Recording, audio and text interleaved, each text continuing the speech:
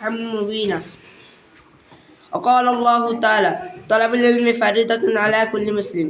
وقال النبي صلى الله عليه وسلم الحمد لله। উপস্থিত সম্মানিত অতিথি, শ্রদ্ধেয় শিক্ষক শিক্ষিকা, মাতা পিতা ও সহপাঠীবৃন্দের শ্রদ্ধা জানাই। 21শে ফেব্রুয়ারি একটি ঐতিহাসিক দিন। এই দিনটাকে আন্তর্জাতিক দিবস ও শহীদ দিবস হিসাবে আমরা সম্মান ও শ্রদ্ধা জানাই। ভাষা হলো ভাবের প্রকাশ। আমরা যেই ভাষায় গান, সাহিত্য, সংবাদপত্র ও কথা বলি সেই ভাষাকে মাতৃভাষা বলে। আমাদের মাতৃভাষা বাংলা।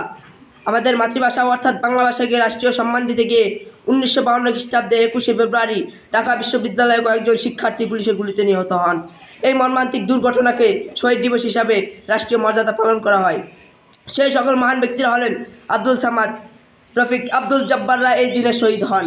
সেই সকল মহান ব্যক্তিদের বিনিময়ে 1954 সালে 9ই মে বাংলা ভাষাকে রাষ্ট্রীয় ভাষায় মর্যাদা পালন করা হয়। এ বলে আমার সংক্ষিপ্ত বক্তব্য শেষ করলাম।